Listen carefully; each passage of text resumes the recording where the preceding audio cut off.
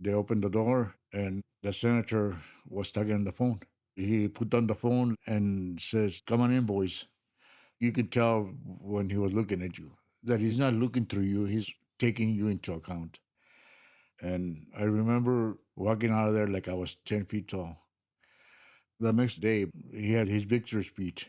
So they came down the service elevator, which is behind the kitchen. I remember extending my hand as far as I could. And then I remember him shaking my hand. And as he let go, somebody shot him. I kneeled onto him and put my hand between the cold concrete and his head just to make him comfortable. I could see his lips moving, so I put my ear next to his lips and I heard him say, "Is everybody okay?" I said, "Yes, everybody's okay." I could feel a steady stream of blood coming through my fingers.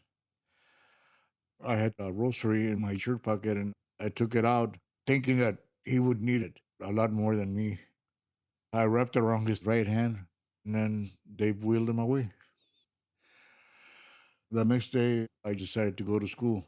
I didn't want to think about it. But this woman was reading the newspaper, and you can see my picture in there with the senator on the floor. She turned around and showed me the picture and says, "This is you, isn't it?" And I remember looking at my hands, and there was dry blood in between my nails. Then I received bags of letters addressed to the busboy. There was a couple of angry letters.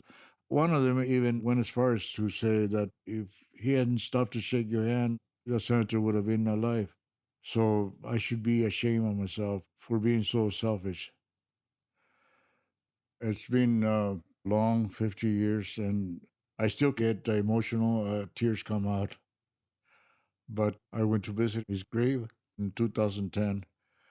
I felt like I needed to ask Kennedy to forgive me for not being able to stop those bullets from harming him. And I felt like, it would be a sign of respect to buy a suit. I never owned a suit in my life.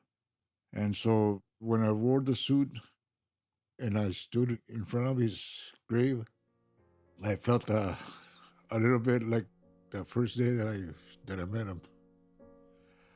I felt important. I felt American, and I felt good.